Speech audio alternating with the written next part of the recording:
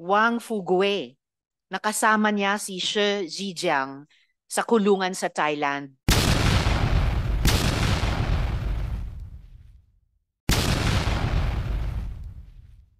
Has moved to an undisclosed location because of fear for his life. We have managed to record a Zoom interview with him, which we will show in a few minutes.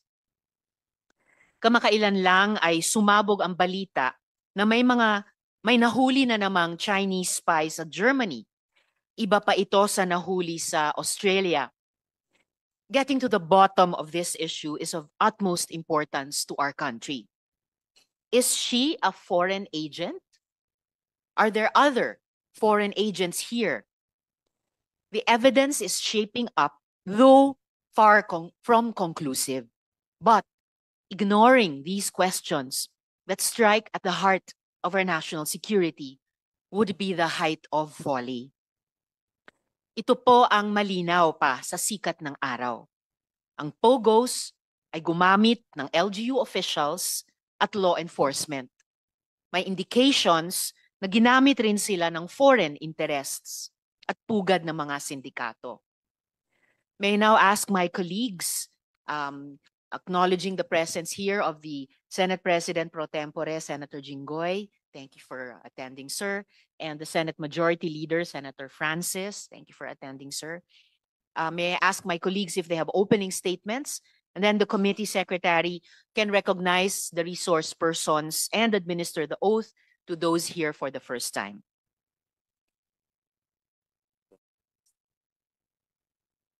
All right, Senate Majority Leader, Senator Francis, you have the floor. Madam Chair, just a point of order. During the last hearing, which was held last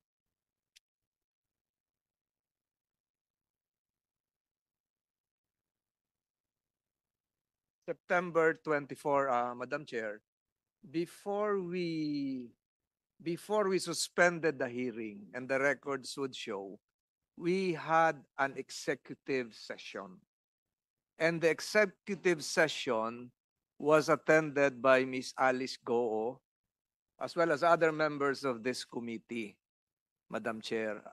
Unfortunately, the executive session was not consummated, not completed because of lack of material time, Madam Chair.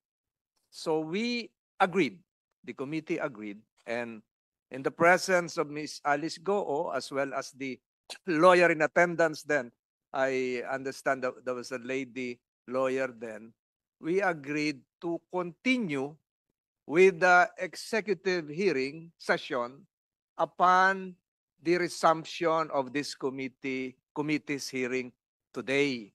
Madam Chair, I raise a point of order because under our rules, when there is a suspension of a session or hearing, it amounts to an unfinished business.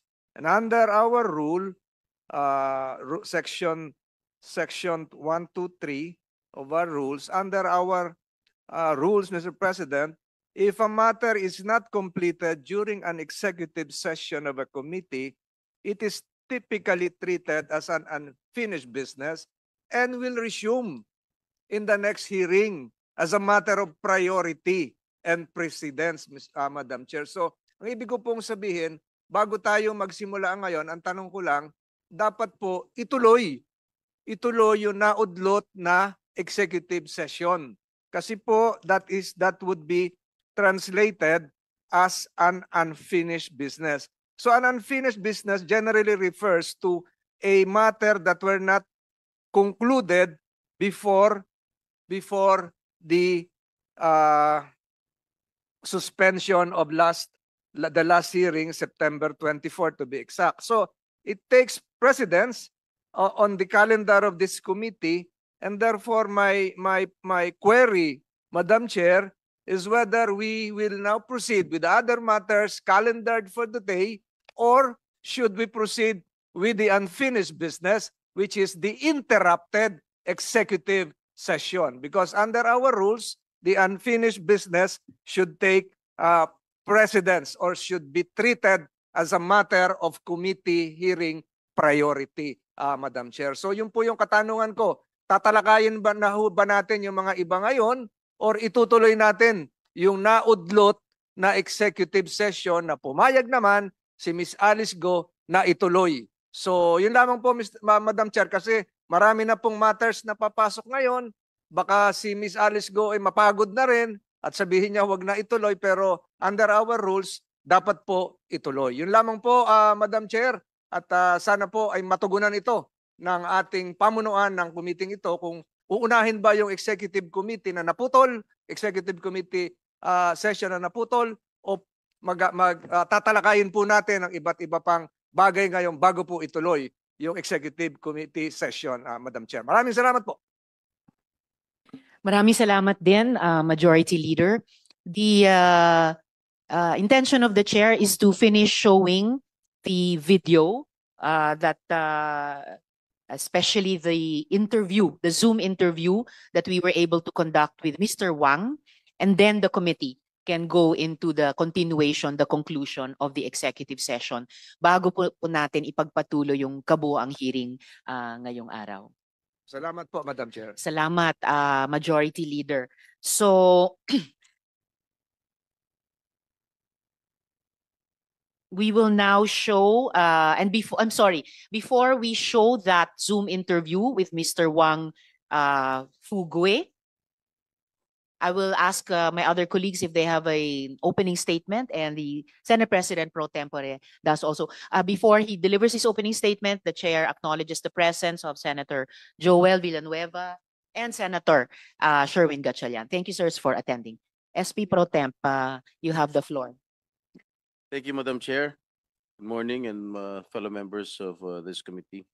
Barely 2 weeks ago, talks have become rife that Alice Go, or Go Waping, was a Chinese state security agent after Al Jazeera came up with a documentary that interviewed a China-born gambling tycoon who is currently being detained in Thailand.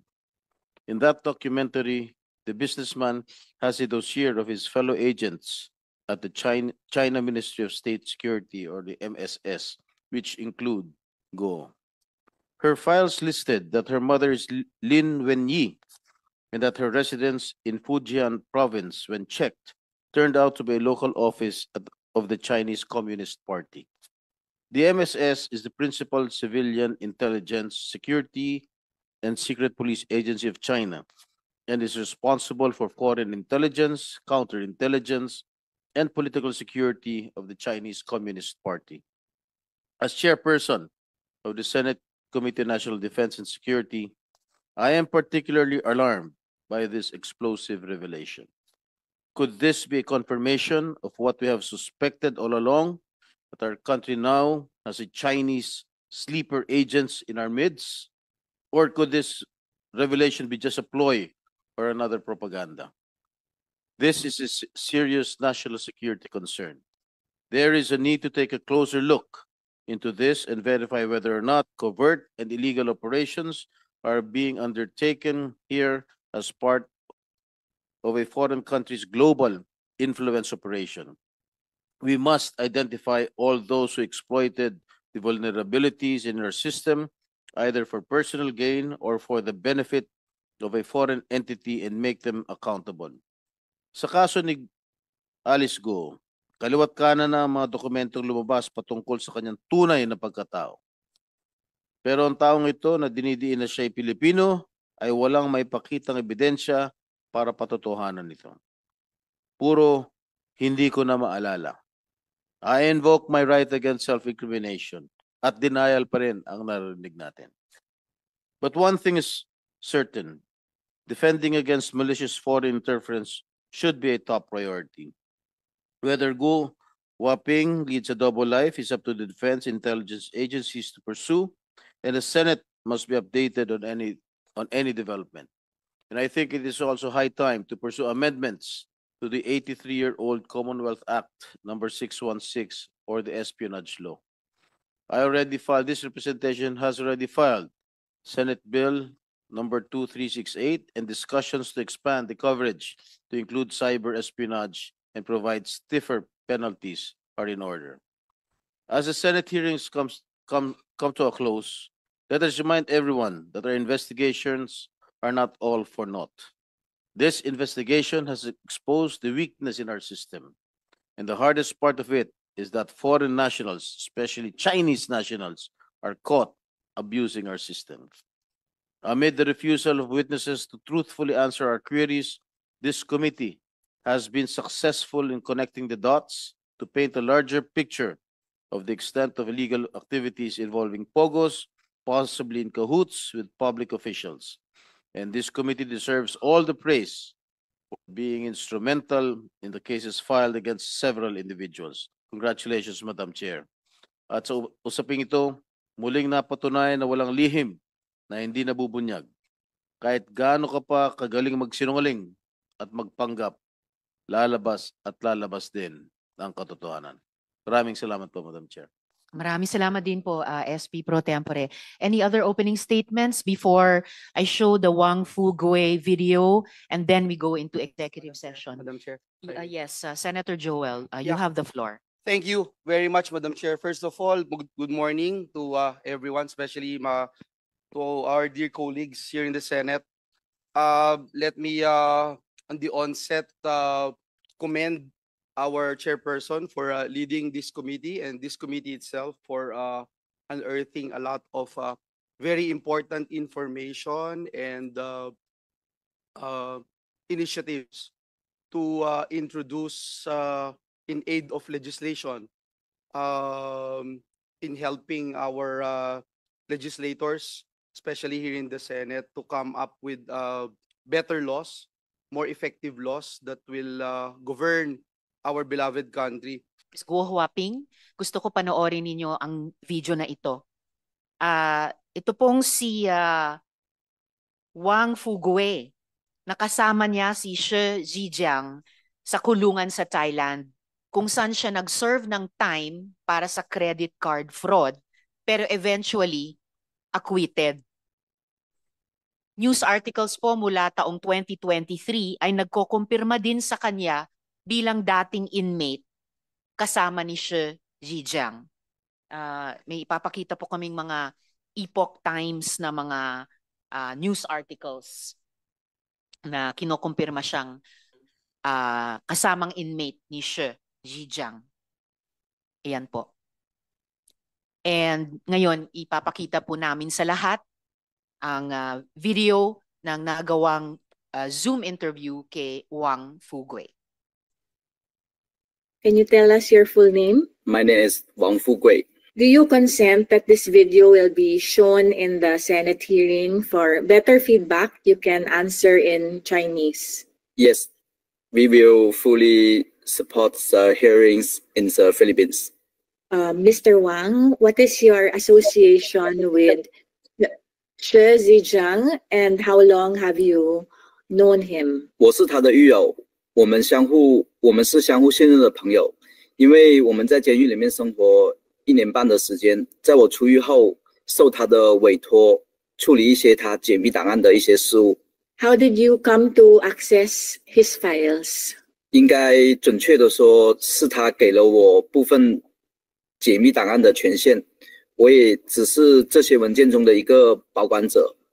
但每一个文件需要打开的话，都是要由佘志江先生本人的解密口令才能打开。In the Al Jazeera documentary that just came out, you revealed that the file of Guo Huaping was found in the files of Mr. Shi Zhijiang. How did you come to the conclusion that Alice Guo or Guo Huaping is a spy based on the fact that her file is with Mr. Shi?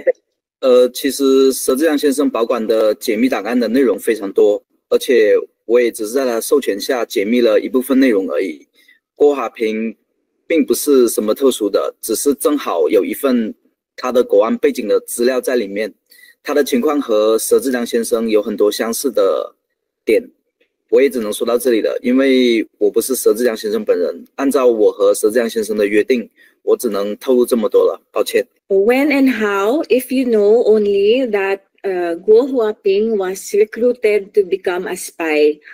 Would you know the circumstances of her recruitment and why she was specifically recruited? 这个情况，佘志良先生在监狱中就跟我说了一些。首先，所有的国安招募的外勤特务都会有非常详细的背景资料调查，也有专门的黑客小组和同乡会、商会负责海外的资料收集，包括背景资料里面会掌握一些人的秘密和弱点，这也是国安在海外控制外勤的主要方法。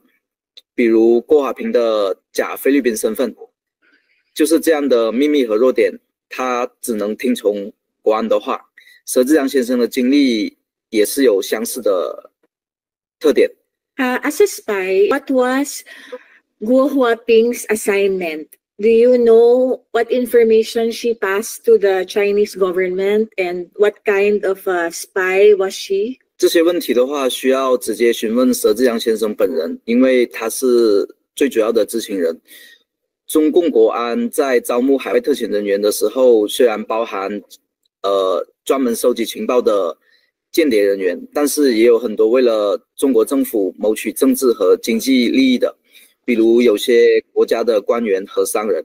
Who else in her family and associates are involved in the spying operations? And if you know the answer, in what ways are they involved? 这个内容的话，我目前没有权限回答你们了，因为太复杂，涉及的面非常广泛。我只能告诉你们，中国政府的胃口非常大，手也伸得非常远。Can you try to explain to us how the casino, online gambling, maybe scamming businesses are related to the spying or espionage operations? 这些当然有关联的，这和中国政府旺盛的情报需求有很大的关系。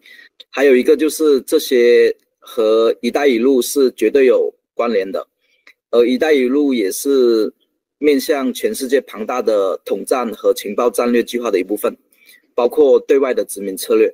Why do you think that she is telling the truth? 我是当然相信的。如果你们看了这些文件，你们也会相信。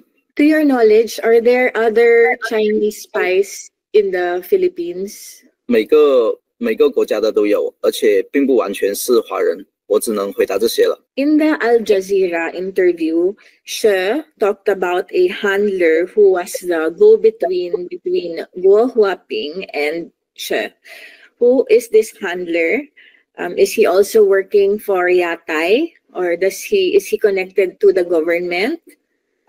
Is he the handler of Guo Huaping? So all things that you can say about him. 这个人叫马东立，他是中共的党员。他是佘志良先生的国安联络人，是红二代的身份，当然他也有一个美国的身份，还有他是泰国华人协会的副会长。他在佘志良先生被非法诱捕之前，是亚太排名第3的高层，他很有可能是郭华平的上线。佘志良先生和郭华平之间的联系就是通过马东立。我也只能回答这些问题了，谢谢。To your knowledge, was Guo Huaping planted here as a spy, like when she was a child, or did she first become very successful, then became a mayor, before she was tapped to work for the Chinese government? 郭华平的竞选本身就是中共国安安排的。After the Al Jazeera interview, Mr. Wang, you had to move to an undisclosed location. Can you tell us why that was necessary? 这个是有必要的，因为不能小看中国国安的海外执行能力。我也希望听证会的议员们注意安全。Have you tried to contact Mr. She after the Al Jazeera documentary? Were you able to get in touch with him? 佘志良先生目前因为揭露郭华平女士涉及的间谍事件，据悉已遭到了中国政府的严密打压。由于此事件非常的敏感，泰国监狱方面对佘志良先生实行的严格的监控，已经限制了他与外界的联系。To the best of your knowledge, would she be willing to speak to Philippine authorities, Philippine government, if access to him was granted? 据我所了解，佘志江本人对菲律宾的感情是非常深厚的，因为的话，他曾经说过，菲律宾给了他改变穷苦身份的机会，所以他很感恩于菲律宾。他本人也说过，他一生从未做过伤害菲律宾人民的行为，而且他在菲律宾所有的商业都是符合菲律宾法律的。So finally, before we move back into executive session, Can you tell I us your wish to full name? express that we really need to talk to Sir Zhejiang and the DFA. Hopefully, should make it happen.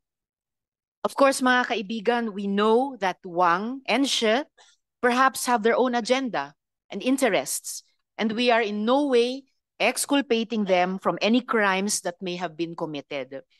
The committee also makes of record that it does not necessarily endorse the comments on the illegality of the arrest of Mr. She or its motivations, geopolitical or otherwise. Ngunit, kung mayroon silang sinasabi na posibleng may implikasyon sa ating national security, it is our responsibility to listen and to investigate further dahil the stakes are far too high.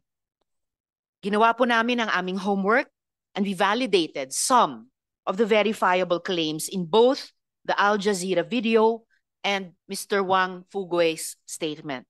Halimbawa, we looked into the travel records of Shi Zhejiang and kumpirmado ko po na he has deep ties to the Philippines at labas-masok po talaga siya ng Pilipinas bago siya nakulong. And we also have the travel records of the mentioned Mr. Ma Dongli. So at this point, ito po yung binabanggit ko pong travel records ni na Wang Fugue at Ma Dongli. So pinapakita po travel records ni na Shi Zhejiang at Ma Dongli. So pinapakita po iba't ibang klaseng mga visa mula sa CEZA at iba pa over a long period of time labas-masok sa Pilipinas. Before we go into back into executive session, the chair recognizes the presence of Senator De La Rosa. Meron po bang opening statement bago tayo bumalik sa executive session? Thank you, Madam Chair. You have the floor. I just would like to emphasize You have the floor, sir. the importance of this hearing. Siguro in the previous hearings that we had conducted, hindi pa masyado na-appreciate ng Filipino people yung importance nitong hearing na ito. Marami nagsasabi na grandstanding lang yan ng mga senador. Gusto lang kuberan yung mga problema ng Pilipinas ngayon. Kaya dyan sila nakapokus kay Alice Go. Pero lately, Madam Chair, with that yung Al Jazeera report ay na-recognize natin na talagang hindi ito basta-basta na hearing na ibaliwalain lang natin. Kaya nga kahit tayo'y naka-break ngayon, ay still minabuti natin na pumunta dito because this has national security implications itong ginagawa nating hearing. Kaya, Madam Chair, before we go to executive session, I hope that Alice Go will bear it out sa ating because kung sabihin niya lahat sa atin somehow it will help him, it will help her a lot kung sabihin niya lahat sa atin at huwag na tayong lukuhin dahil mas matanda tayo sa kanya, batang-bata pa siya, kahit na sabihin mong seasoned na season or well-trained siya or yung pagka-train niya sa spy ay talagang magandang foundation, still you cannot break our experience as matandang Pilipino kumpara sa iyo, Miss Alice Go. Kaya I hope that you will declare everything during our executive session. That's all, Madam Chair. Thank you. Salamat kaayo, Senator De La Rosa. So at this point, the committee will move into executive session with Ms. Guo Huaping. And I request all the other resource persons to stay on hand para sa resumption ng